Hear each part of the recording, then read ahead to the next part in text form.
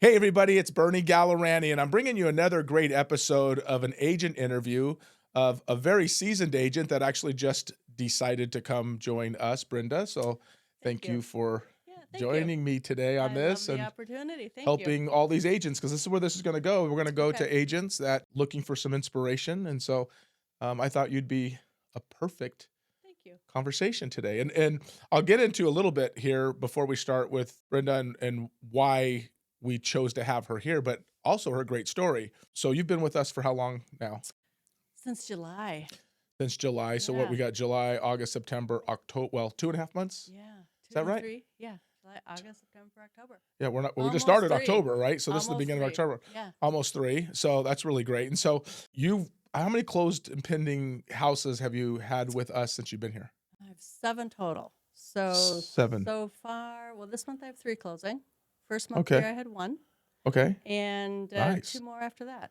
Two So more, and then many seven. more to come, right? Yeah. It's been really awesome. It's been a great experience. So what's fun for me, for Brenda, is when we bring agents into our organization, it usually takes them a little while, probably about, they'll pin somewhere between 3 and 4 or 5 houses within 90 days. But you actually had a lot of early success. And so I guess my question to you would be, what do you think allows you to have the success you had where other agents maybe struggle?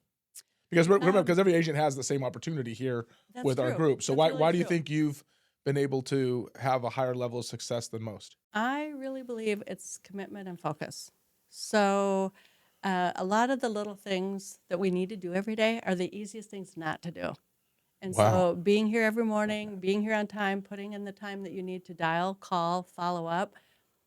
As a realtor, one of the easiest things is to get sidetracked. There's a million things, and we're in control of our own day, our own situation, right? So it's the choices we make and the things that we do that help get us where we want to be. How committed are you to achieving that six figures? Yeah. So I think it's really the daily activity. Don't overthink it. The simplest things to do are also the easiest not to do. Yeah. And follow the program. If the program works, other people are having success. Follow your leaders. Don't invent a new program.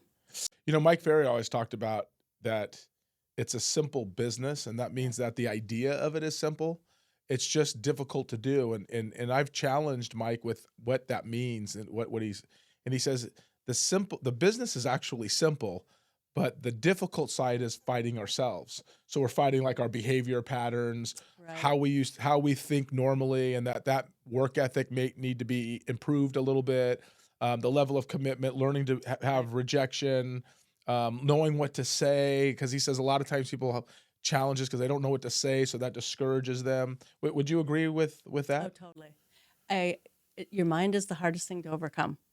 It's getting your mind in doing the things you're told to do and not overthinking it. Because a lot of times I think we all think that if we try this or try that, it'll work better. But really, if we get down to the basics and follow the basics, we'll have a lot more success. So a lot of it is Yeah. fighting ourselves, our Do mind and our habits. do you find that at times you overthink Oh, things? absolutely. What A what do you, lot. what do you do when you get into overthinking something? How do you pull yourself from that? Oh, boy. And it's so easy to do that, to overthink. A lot of times I have to go back to the basics.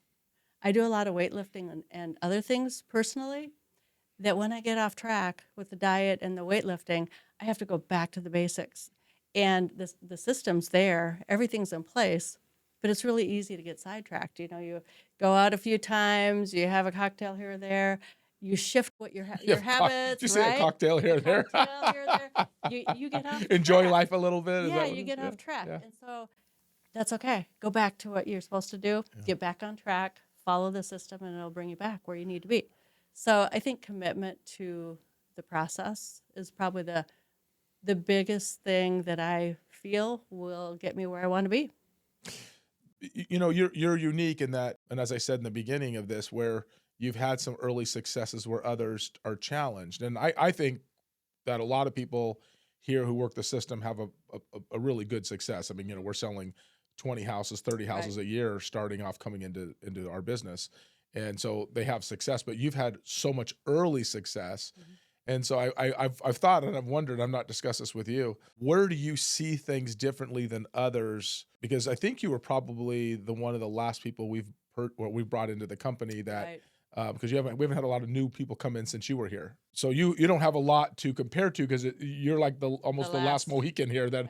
that has come into the company. That is But true. and it's not that we're not hiring; it's just that we have to find the right people. Where do you think? I know you said that you can't overthink it. Looking at other people that you've seen here, do you find that some people just don't commit to the highest level they can, and why do you think that is? Um, that really could be part of it. It's interesting. The core people that are here and that are working the business tend to be the ones that have success. Hmm. And like I said, it's really challenging when you're your own boss. So, as your own boss, are you holding yourself, your employee, you, to the expectations of the job? Yeah. Uh, I think when you surround yourself with people who are like minded, who want the same goals, and who you surround yourself really will challenge you to be better every day and to push yourself. Maybe it's just me, maybe it's mindset, maybe it's I want more and I Hmm. know I can achieve it if I just work harder at it. Is put Yeah. that effort forward. But you also believe in yourself I because do. I do. when I get in the office, you're always here, and Yes. usually every afternoon or evening, you're always here. Yes. And so, and you're one of the few that are always here in the morning, on time and early, and you're usually one of the only people that's ever here in the later afternoon consistently, other than Right. out showing property or doing Exactly. something in the real estate business. So, would you say that you're dedicated? Do you have a time that you've written down to be dedicated to the business? Do you have that like a schedule for yourself for that? I treat it like a full-time job. It's a full-time 8 hour a day job, if Mm. not more. Yeah. So I know that if I commit the time, the 8 hours, prospecting, going out, meeting, doing the phone calls, I know that the results will come because Yeah. I feel like in life, I'm older. So what I know is through all the work and the things I've done for other companies, those companies are successful companies. Yeah. So why not work for Brenda Vien Yeah. and make Brenda Vien successful? I love that. I so look Right? that. You know what I used to say all the time, and I've coached on this for years. I think sometimes it falls on deaf ears, but you just said something I thought was so awesome, in that I worked for Bernie Gallerani Incorporated. And that means that I had to Right? in my brain I had to think I am no longer an independent contractor. I work for a company and it's called Bernie Gallerani Incorporated. Exactly. And what does the business require of the employee, being me? What does the business require of me in order to have a high level of success? And it's being committed as if I was getting paid a lot of money. And so how I looked at it, Brenda, and That's I'll tell you an funny. interesting story. That's funny. Yeah. Well, here's the thing. Let's just say I wanted to make. I'll throw a number out there. Let's say I wanted to make 300,000 a year. Right. I looked at it like this: if I worked for a company, Hmm. we'll call it BG Enterprises, okay? Right. And BG Enterprises hired me and said, "Hey, listen, Bernie, we're going to pay you a $300,000 salary, but what we're going to ask is that you show up every day at 8 o'clock, and you work every single day till 5, and Right. then occasionally you'll have to work partly on a Saturday, and occasionally have to partly on a Sunday." But we're going to pay you $300,000 a year. And what we're going to do is we're going to give you a $50,000 raise every year for every year you stay with the company. So next year we'll pay you 350. The next year we'll pay you 400. The next year we'll pay you 450. Do you want that job? And who's not going to raise their hand for that job? I Exactly. mean, I'm working Exactly. 40 or 50 hours a week and I'm going to get paid 300,000. And so that was a philosophy that I bought into, that I don't really work for me, because when I work for me, I can do what I want. But I'm working Right. for BG Incorporated or Bernie Gallerani Incorporated, Right. then I actually have an employer, which is the company, And you're holding yourself and I'm holding accountable. myself accountable to it. Yeah. And then what I love about this is because we're in sales, Hmm. you have no ceiling financially at all, right? In our world, No. right? We have agents in here making 7 figures. We have agents making $500,000 in here. And you look at this and go, well, why are some people making 150 and other people are making 400 or 500? And it's their level of commitment to the business. So But do, it do, must do be you their agree? boss. It must be their boss. No. Well, you know what? As Mike That's Ferry, my funny. mentor, always says, is we have the easy part. We get to come Right. to work and open the door and then try to create the best environment we can. Right. But we have it can't be the boss, and I'll tell you why it can't be. Because everybody doesn't perform at that level. That's So true. The effort that they put forward to their job, Maybe they don't want the raise. I don't know. Maybe or maybe they don't believe in themselves. That's probably it. Could that? I mean, Maybe they don't believe they can achieve that. And maybe the goal is so much bigger than what they've ever dreamt that they're not thinking big enough. Maybe it's that. I think you're right. I've been told this, and you can help me on this because I've never mentioned this to you. Obviously, you and I don't know each other that well. You've only been Right. here a couple months, Right. but and Brenda's always working, so it's not like you and I've ever sat down and talked one on one all Right. that often, right? But it's interesting to think about the level of commitment that a human being gives to their life. And I used to, when I would interview realtors back early in the day, and I would bring them into the company, and I'd say, "Let me ask you. I mean, if I can show you how to make $200,000 or $300,000 in year one, how would that sound?" And they get like really excited, right? Right. Right. Really excited. Oh, that'd be really great. And then you find that they just don't want to, give you that kind of effort. And so I was talking to a real estate coach that I had one time, and he says, "Do you think you're, watch this is going to piggyback off what you just said. Do you think you're giving them a number that they don't believe is even believable for themselves?" And I said then back, "No, it is very possible." And here's what he said. He goes, "I'm not saying you don't believe it's possible. You actually know it's very likely if they follow what you do, $300,000 to $400,000 a year is absolutely a certainty." I'm like, "Yes." He says, "But they don't believe it, and they're the only ones that have to Right. believe it." Right. Really, it doesn't matter Makes what you sense. believe in somebody. It only matters what they believe in them. And so that number from if they're making, let's just say $75,000 to $100,000 in real estate today, Mhm. and Bernie comes in and says, "Well, I think I can get you 300,000 next year." They like the idea, but they really don't believe. There's a difference between Right. hearing it, there's a difference between liking it, and there's a difference between believing it. Right. And I think what you just said is absolutely key. Yeah. Got to believe in it. Believe in yourself. In order, yeah, you just got to keep going. So, and I know you had a background of real estate. When did you get a license originally? Way back in 2005, I had my license. I owned furniture stores.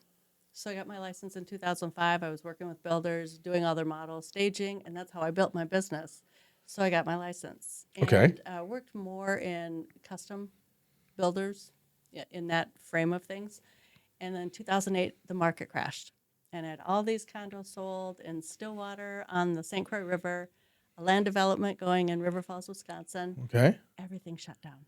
Everything. Because So, of what happened in the yeah, crash. the crash. So condos, back then we were selling them for around 400, dropped to 300, couldn't close on the deals Oh my because gosh. they lost too much money. The banks wouldn't close. The land development went sideways. It was a beautiful pine farm, pine trees, and 5-acre lots, all new development. The city shut it down, so everything crashed. And I went back into furniture. Because you were in furniture I was in before furniture before, and I that. owned my own store. So Yeah. went back into furniture, still worked a lot with the builders and developers, but I only did real estate part-time after that because I was a single mom with 2 kids, and I needed a steady income. Yeah. So went into management. I think a lot of people that are watching this will appreciate what you just said about Yeah, being a single parent, it was a needing an risk. income, and yeah. It was a risk. Yeah. So, yeah, that's probably the one thing as a realtor, the risk factor, having the confidence. This was a big move for me going full time. I've been Yeah. working part time and real estate part time until I came here full time. And Wow. then when I came here full time, I went, "Brenda, it's time. You're good at real estate. What in the heck are you doing? Put all your eggs in one basket and either do it or don't. You're either going to make it or you're going to fail. So But that's your choice, right?" Brenda, when I asked you to do this interview, I was like, she's speaking my language, right? It's That's just really funny. nothing but a choice. It's a choice. And then there's some fear associated with people, correct? Like Yeah. people have a high level of fear in decisions they have to make. What if, what if, what if? I had that. Yeah. So What if? how did you overcome that? God, I should have went to counseling, I think, but I didn't. No, I think we ought to hire a full-time counselor we should put an I know, office with right? I really needed there could be counselor. something good there. So maybe that's it. I found a side here in the motivation, the conversations, the atmosphere, what you bring to, the business here was something that really resonates with me. So for me, you became my counselor and you don't even know it. Believing in yourself, keep it going. And I just know I can do it. I just have to do it. Well, That's what's hilarious. fun about no, I love it. But what's fun about you, again, because our relationship is new, Right. and that if you dream about having people in your company, you dream about people that are go-getters that can get past their stuff and just focus in on their job. Right. But few people actually do that, and the top people always do that. Like, if you look at all the top people, they're they have that mindset. But if you look at the ones that struggle, it's always because 'cause they're fighting with things they can't get past. Because Yeah. you've had a lot of things go on in your life, A right? lot of stuff. So you're in the furniture business, so you go back into the furniture business, and Right. you're no longer owning furniture stores, but you're working for furniture That was stores, a correct? challenge. Yeah, that Because was big. once you've been an owner, it's Yeah. tough to be an employee. I wasn't gonna go back, but Yeah. I really did well, and I really loved it. Rose as high as I could in that company, and it's one of the top 100 in the United States. And hit that glass ceiling. I couldn't go any higher. Yeah. So I actually had a headhunter that found me in Minnesota and brought me down here to be the general manager at Sprint's Furniture. Here in Nashville. Yes, Oh, to wow. start with. Is that down on off Yeah, Whitesbridge Road? Yeah. White Birch Road. Yeah. And that That's was a massive store. and it was a blessing because Wow. I would have never came to Nashville. And through coming here, I've had so many different opportunities that have come into my world, which I'm not afraid of risk. I'm not afraid of taking that opportunity. And I've learned so much. Yeah. And that was, when if you don't take it and you settle, you'll never know what you could have achieved. So none of my little journeys or hops have been easy, but I've gained something huge through every uncomfortable situation, Yeah. which has helped me grow. And I laugh because I did telemarketing part-time before I came here. So all I did was call on that phone all day long. Just talk to people all day. So that helps Why me. why do you think like you did that in the furniture world, right? Yeah, and I did that. Yeah. And I don't know how much you know about my background, but I spent several years in the franchise sales business where I would sell Oh, franchise really? businesses. And Oh, so I would spend all day on the Colin. phone, call yeah. So what they would do is they would go in on the internet and somebody who was interested and that's always an interesting thing because somebody would fill out a form and then it would somehow end up through in my email and I was repping company so I was working for franchise uh, people some Right. organizations so and I worked for individual ones at three different locations so I wasn't working all three of them at the same time but I would work them separately and move on from one to the other kind of thing. Right. Maybe a little better pay over here, a little better bonuses over here, right? A lot of But people don't do that. yeah, They miss out. they miss out. And so, but I remember I'll never forget the very first one that I had. They said, "Okay, we work all around the United States. We have franchises all around the world. They had like 400 locations around the world, but they had like 300 of those here in the United States." And they said, "So what we need you to do is we need you on the phones at 7 a.m. here. So you're calling back east, Right. Yeah. right?" So I was in my office at 7 a.m. calling until 11 o'clock. So you could And be I would call California. everything in those time zones to one area. And then I would get a couple of hours off for lunch. And then I would come back in the afternoon at 3 and I'd work till 7 or 8 o'clock every night. So when I left my family, I was leaving my family because I had to drive to the office. So I was leaving my family at 6:15 in the morning, Right. get to the office by 7. There's gonna be a little traffic that's out at that time. Then you're working all day long, right? I'd go eat, go to the gym, work out, come Right. back, and I'd work until 7, 8 o'clock at night, drive home. Kids sometimes were in bed and didn't get to see them or whatever. But I had to make call after call, have conversation, Yeah. and make people feel comfortable with moving forward or not moving forward based on the conversation that I had. I had to work on scripts and dialogues, and I'd Right. handwrite my objection handling skills like I did.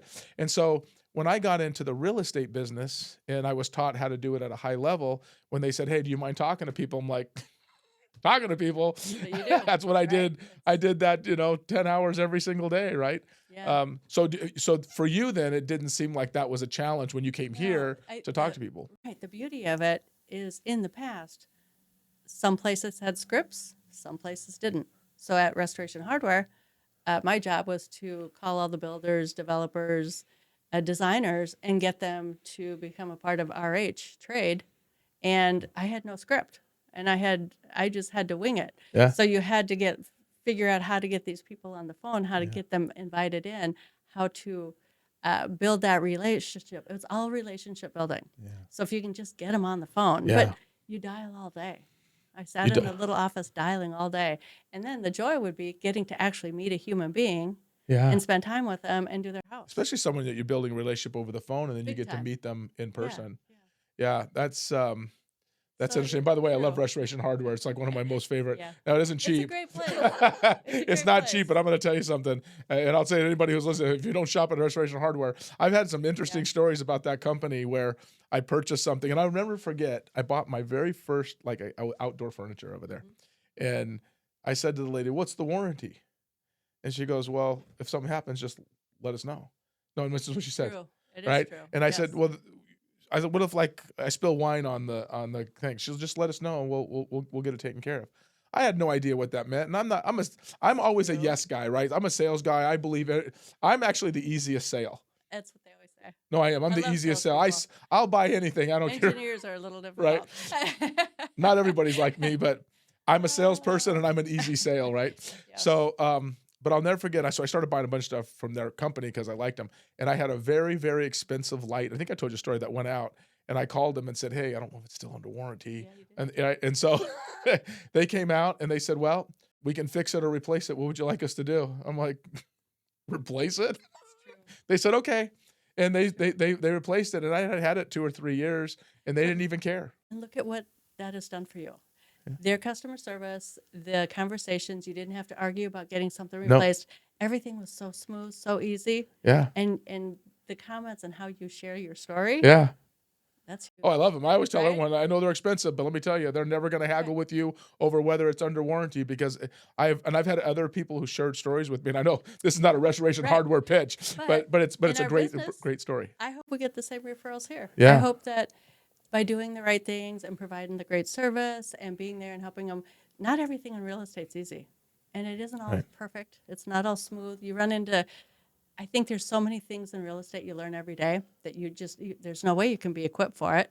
So having that same mindset that you're going to go above and beyond to take care of that client so that you get the referrals. I think Yeah. that's the greatest part of this business. Well, referrals are Huge. a great testament to the service you provided to your Right. client, and The that's RH service. it's the RH service. Yeah, see, that's ingrained in you, right? You can't get that out. It is ingrained. It's there. It So really is. so you're working for RH. What year were you in with RH?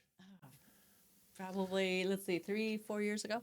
And you Or worked for them for that period of third. time until you came back here? Yeah. Is that right? Yep. And I then left RH I decided I was going to do real estate full time. And I went to another agency, and it wasn't you went to another brokerage, like a real estate brokerage firm? uh-huh, You were hanging your life somewhere else before you came before I here? came here. So Wow, I didn't know that. when I was at RH, I was full time. I was there every day at 8 in the morning, worked till 6, and I was working for a whole year to get my real estate license again.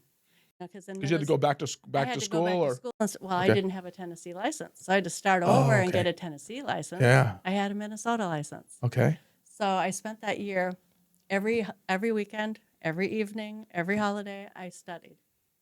And when I got my license, I was full time at RH. I said, "You guys, I've got my license. I'm going full time into real estate. That's what I love."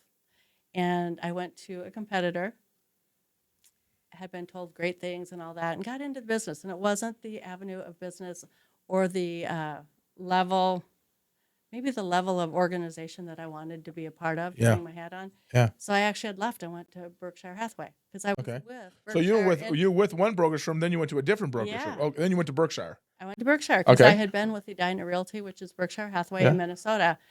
And again, it didn't have the level of support. It was in Brentwood, so it was a drive. I'm in the north end, Gallatin. And I went, I love the people. I love what they stand for, but I'm not finding what I need. Mm-hmm. So I was doing some telemarketing as I'm doing this real estate part-time, trying to figure out my life, what am I going to be when I grow up? And I started interviewing builders and interviewing agencies, and I got here somehow. I mean, it was, wow. Did you like in our building, like you talked to somebody, and you don't remember how you got And here? I don't remember if I answered an ad. I don't remember if I just came in and talked to someone, because I've been in your office a couple times before I started here. Okay. And I was just looking for the right fit, the right place that I would feel supported who I am. And this is where I'm at. how did you like through that interview process Yeah. of sitting down? Who'd you sit down with originally? Kurt? I had a Zoom interview with Kurt first. Kurt. Okay. Had a great conversation. Okay. And then at some point with Nikki, I And then would I guess. came in Okay. here and met Kurt and Nikki. So at what point, like, because you talked about because you were with a brokerage firm, so you were looking for something that spoke to you. I don't know what Yeah. else to say. Right? I was looking for more structure. I was looking for a lead generation. I was looking for something that would support my business rather than me trying to figure it all out on my own, trying to find my own leads, trying to find my own business like you would at a Berkshire. You know, I wanted somehow to get my business up and running right away. I needed to put in the work, do the calls, do whatever I had to do, but I also needed those leads. So I had some activity right out of the gate in order to go full time. And when I came here and I went to that one meeting we had, Yeah, we had like a trainer. we had a trainer here. Like a Mike Ferry. We did, yeah. Yeah, Larry Kozak came here to do Right. a quick little thing for the Mike Ferry retreat. And I felt like, okay, you've got the leads. This is what they're telling you. This is what you can do if you just put your head to the grindstone and get it Yeah. done. And so it was that leap of faith. So I so believe what that. you've had here so far, and I'm going to go back to the Kurt conversation Yeah. here in a minute, but I want to piggyback off this and not forget to say it. So you came to that little training thing that we had. You obviously had an idea of what you wanted and this kind of fit. And be honest here, because Yeah, this is about being honest, okay? Yeah, Because I don't want to absolutely. sugarcoat anything. In the 2 months or 2.5 months that you've been here now, is it what you thought? It's honestly great. And it's kind of fun to watch. I like the positivity. I like the mindset. I mean, I love when Kylie does the Tuesday, Thursdays, that motivational mindset. I Yeah. love thinking big on Monday Yeah. because it gets me in here. I focus. I get a little bit of time with everyone. We get a little bit of time to talk and discuss what's Yeah. going on. Then I get a couple hours to phone call. Yeah. Then I get that 11 o'clock. Yeah. That little So jolt. It breaks up the day. Yeah. And then my goal is to have an appointment or activity or something, 1 or 2 appointments every day. Yeah. So I know what I need to do to fill my 40 hours. Yeah. And so, yeah, it gave me the structure, or gives me the structure to do what I want to do. And it gives me the breaks to, when you're at home alone and you're doing your real estate, Yeah. a lot of times you have no one to give you that extra boost of Yeah. energy. Yeah. So it's good. Yeah, really good. it's fun because what you just said, and I guess I've never really said this publicly, but when I set up the system for the role plays at 8:45 to 9 o'clock, Yeah. and then of course we do or I'm sorry, 8:30 to 8:45, and then the gratitude circle, and then so I did that where I had 2 hours because I always say you really just need 2 hours of hitting and talking to people hard on the phone. Right. And then you can go into some more educational training. And if you're a little bit behind on your contacts or your hours, you can get back on and hit the phones a little bit earlier. But I've always said, and Mike said this to me when I started, didn't say this to me personally, but said this to us, that if you just work from 8 o'clock to noon and you prospect from 8 to noon, I can show you how to be very rich. But I fell into that category of saying, I believe what Mike says, he'll show me how to be rich. And here's what he said that really got me, and I loved this one. And it was a little bit of a trick, and he kind of lied, but I think he had good intentions. He didn't lie. He made me think when he said, prospect from 8 to noon, and if you don't have any appointments or anything to do, you can just go home and be with your family.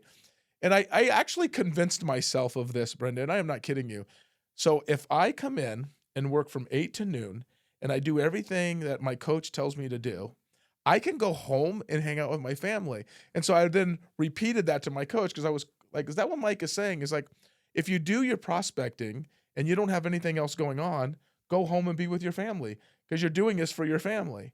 Well, and so I thought, okay, I'm putting this one to the test, right? Go home, prospect. Well, here's what happened. Prospect for 4 hours, set a listing appointment. I had a listing appointment at 3 o'clock, so I went out on the listing appointment. Right. Prospect again, set another appointment, going out on an appointment. Finally, I was so busy in the afternoon from the work that I did in the morning, I was never going home to be with the No, family, right? That's true. If you keep working the system and taking the leads and filling in your day, it shifts it. It does. It completely shifts it. It Your does. goal is to not get home till after 5, or take a break and do some appointments in the evening if you need to. Yeah, no, that's so good. So you spoke with Kurt on the Zoom Yep. call. You met with Nikki, sat down with her. Were you still contemplating whether this was the right fit for you? Tell me, walk me through your thought process after all of that. Yeah, this is an interesting one. It's kind of like if you talk to your financial advisor and they ask you what's your risk level. I get a good chuckle out of this every year on my 401ks because every year he asks, what's your risk factor? Do you want to be conservative? And I'm just going to share, I'm over 60. So do you want to be conservative because of your age? Do you want to go Yeah. all in? Yeah. I'm like, I am more the risk factor Yeah. because if I can make gains Yeah. and go to that extreme, I could be really safe, but it could take a long time. And I feel like when I came here, it's kind of all or nothing. I'm kind of that person, all or Yeah. nothing. Throw everything in. If it works, great. I'm going to be golden. If it doesn't, I need to pivot, and I need to pivot Yeah. quick, right? Yeah. But I had interviewed a couple different builders where I would have had a salary. Yeah. I would have had medical. Yeah. I would have had a little more comfort. Yeah. Oh, this is so weird. This is me. But I went all in, like stocks. Really? Rolling the dice. But you had to make this decision at some point. Like, where do I go? I had a lot of conversation with Yeah. some good friends, and I went, okay, do I roll the dice and throw it all in? And if I throw it all in, I'm risking everything. So I either make it, push through this, get money coming in to get everything stabilized. There's no choice. I have no in my heart, I'm going all in because this is the big win if I do what I need to do. Mm-hmm. And you know Isn't what that crazy? yeah, it what When you makes it think about crazy, it. what makes it crazy is most people don't do that at all in life. Never. And And I don't have a yet you're husband. doing it in a season of your life where I need to probably be more safe, yes, because that's But- what people think. but I'm not going to. Yeah. It's I so love all- that. It's all in or nothing. And if it doesn't work, what's the worst thing that could happen? You know, it's right. here's what I would say, and I'd say this to anybody who's watching is if you like Brenda, if you put in the time, it doesn't always show up like you want it to in year one. Meaning you Right. struggle, you fight, right, whatever. You know, our top agent who I've had in here, Lisa, before, I remember when she started, she made under $100,000, I believe, in her first year, or maybe close to 100,000, and then her second year she went backwards and made less. And I remember walking her through all of those challenges. And then now, you know, now she makes 75 to 100 plus every month. Right. 75 to 100,000 every month. And you look at this Crazy. going, well, how long did it take her? And the thing is, it just takes as long as it takes. Right. Right. And for you, here's how I look at this. And I'm not doing this to try to think you made the wrong decision, but I'm going to encourage. You think I'm crazy? No, I don't think you made the wrong decision at all. No.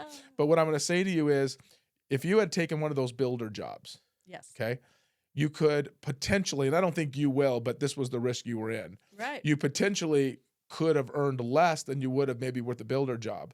By the time you get to year 2 or year 3, though, you are so trumping all that financial opportunity that you would have got from a builder. You'll trump that here what I in thought. time. I looked at the long game. Yeah. This isn't a short game. This is a long It's- game. And I yes. really looked at it. It's not income today. I could be struggling. I could have hard months. I could be fighting through it. But my thing is build for the future, build the long game. Yeah.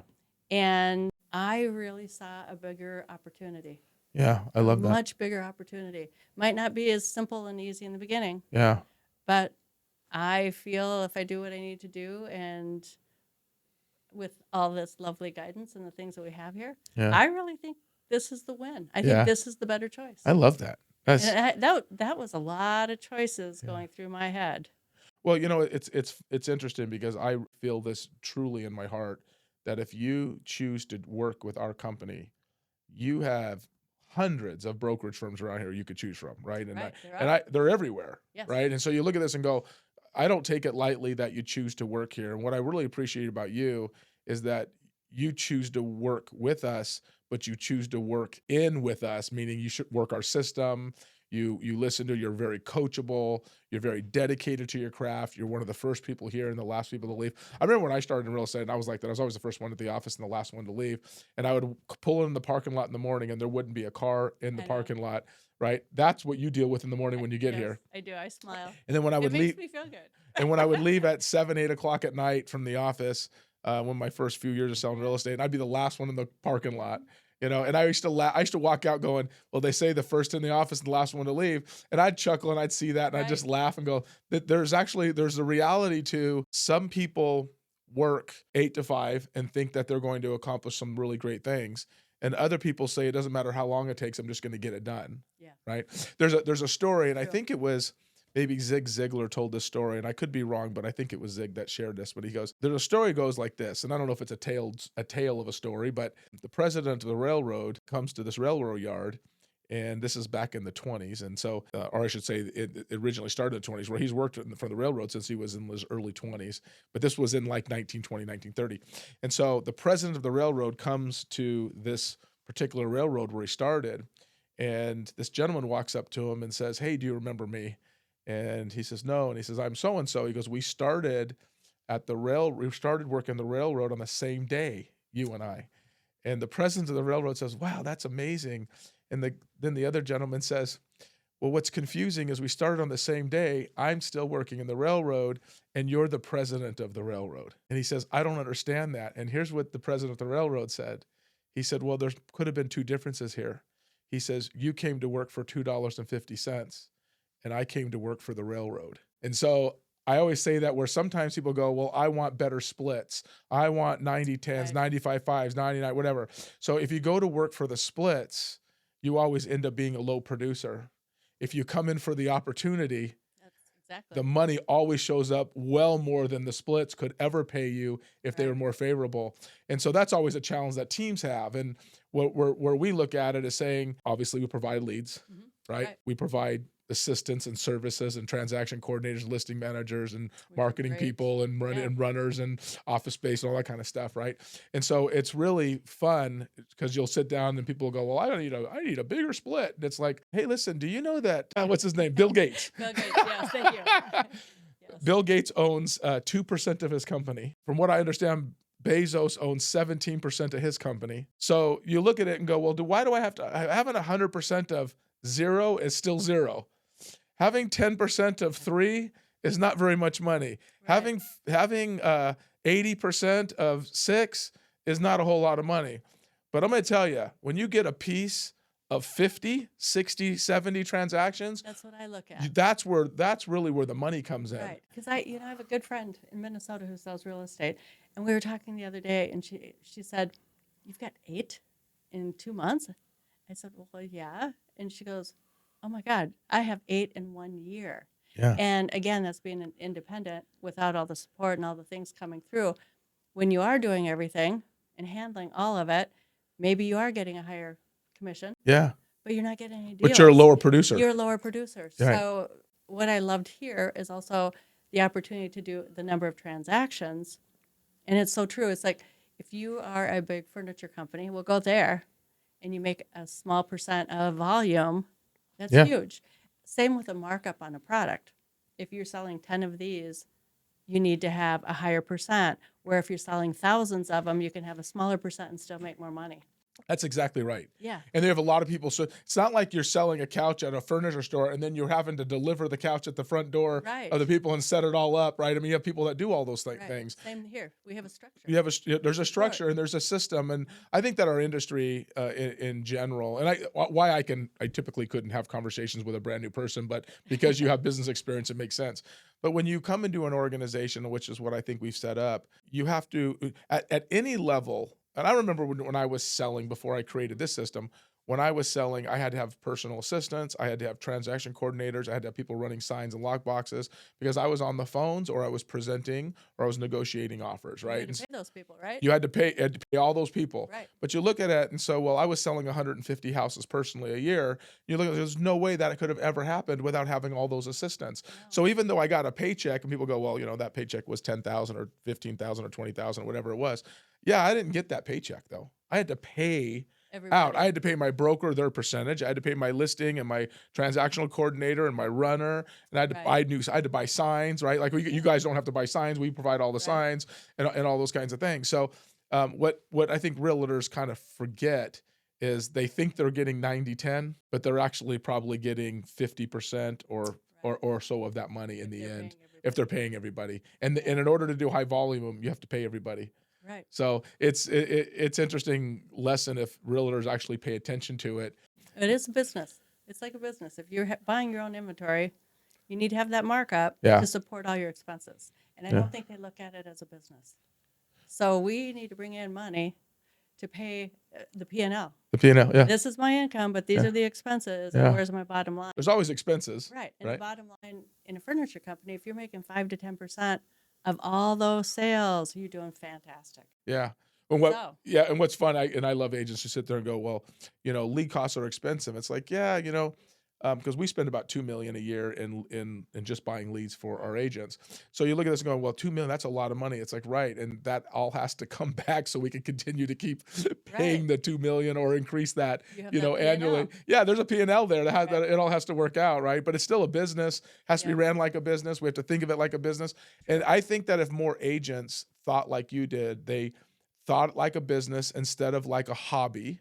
Well, I love when we interview agents and they'll go, I'll say, let me ask you, why did you decide to get in the real estate business? And they'll say, well, I love showing homes. When someone says I love showing homes, they haven't been in the Yeah. business long enough or done enough deals. Right. It's just a job. I mean, we have a job that we're good at, that we serve people. But when you show enough houses and you make enough sales, it's just our job. Mhm. But here's the second answer I always get, which by the way drives me nuts. It's usually like a red flag that pops up and goes, "Oh, this person's not for me." I love my free time. And I There say, is no free free time time. is not, there is no free time. If you're an entrepreneur, you own your own business, own your own stores, you're a realtor, there is no free time. I answered calls the other day at 7 in the morning, and I've had calls till who knows when at night. And yes, you can make a choice if you're going to answer it or not, Yeah, but that might be a big deal that you're closing by taking that call. yeah. So 7 days a week, 24 hours a day. Yep. I mean, when I'm asleep, but the rest of the time, I'm available. Yep. I love that, and I love that, and that's what you put in now. I used to always, I follow Dave Ramsey, and I don't do everything Dave tells me to do, but I listen to a lot of what Dave says that makes sense. He talks about today you live like no one else, so tomorrow you can live like no one else. And I think about that in my business. If I put into my business today like no one else, tomorrow I can live like no one else. Yeah, And beautiful. I think that for me, it has been my life where your head is down, you're working a lot of hours, you're taking care of your family, you're building for your retirement, you're building for a great life, you're enjoying the money as you go along. And then you pull your head up one day and you're going, how did I get here? How was I able to pull this off? And today I can live my life like no one else It's nice. because I worked like no one else. Mhm. And there's a lot to that. And I think you can appreciate that Oh, because totally. because you're very similar that way. Mhm. Kind of keep your head I down. agree. Yeah. Well, I want to thank you. Yeah, And thank I said, hey, you. give me 15 minutes, and we've been doing this thing now for 40. So I'm still in There some of you your go. your time, but thank you. Good. Appreciate you. Tell the people, give them your Sure. email address. So if Yeah. anybody wants to get a hold of you, Oh, sure, absolutely. Brenda V as in Victor, Brenda V at BernieGallerani.com. awesome. I love that. And if you guys want to make any comments about any of this, and we can certainly watch Brenda's journey through all of this, because I think we're going to be doing this and you have such great things to share with people. And so I really appreciate all the insight. Guys, thank you for paying attention. I look forward to talking with you. Give Brenda a call if you need any real estate taken care of. And if you want to get a hold of Brenda and ask her about what we're doing here, feel free to do that. Everybody have a great day. Love it.